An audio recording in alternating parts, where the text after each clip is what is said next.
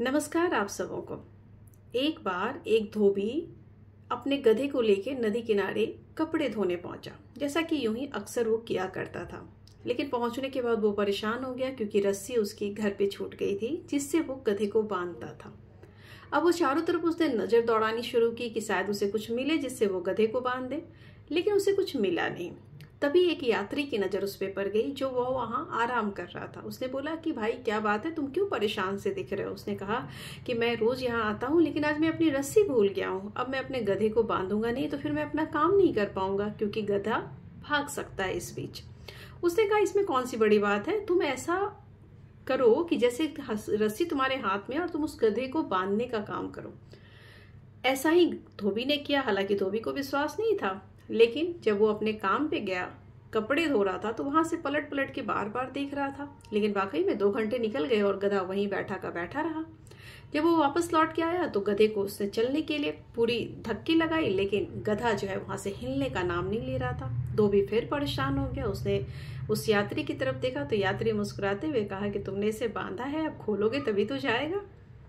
और वाकई में धोबी ने जब वो प्रक्रिया फिर खोलने की तो गधा जो है वो उठ खड़ा हुआ। जी हाँ दोस्तों, ये है हम कभी भी हमारे भी लाइफ में, हमारे भी दिमाग में कभी कभी ऐसी मानसिक बेड़ियाँ होती है जिसकी वजह से हम आगे बढ़ना, अपने आप को बढ़ा नहीं पाते हैं। और वो बेड़ियाँ सिर्फ अपनी उपज होती है, अपनी मानसिक सोच हुआ करती है। हम जीवन में ऐसा बहुत कुछ कर सकते हैं, लेकिन अपनी सोच की वजह से ही रुक जाते हैं।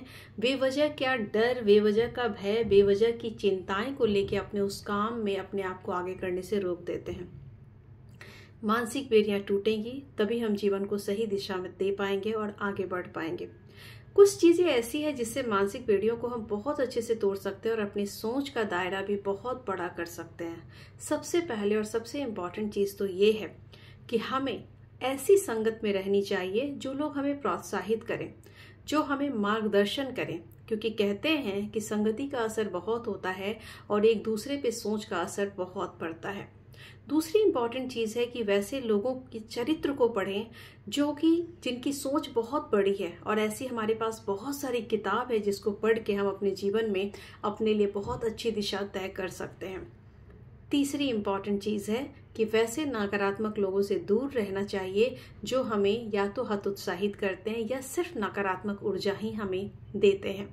क्योंकि कहते हैं कि नकारात्मक ऊर्जा एक ऐसी चीज है कि आप कितने भी पॉजिटिव हो, कितने भी सकारात्मक हो, लेकिन अगर वैसे लोगों के दायरे में है तो आपकी भी सोच वैसे ही होने लगती है।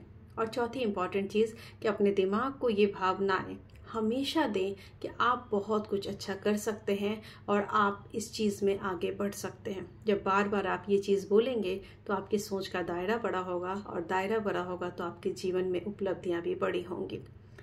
बस ये मानसिक बेड़ियां ऐसी है कि जिस पे हम सभी को काम करने की ज़रूरत है, क्योंकि मानसिक बेड़ियां हम खुद ही तैयार करते हैं अपने आप के लिए और अपने दिमाग में। तो बस ख्याल रखें अपने का और अपनों का। धन्यवाद आप सबों का।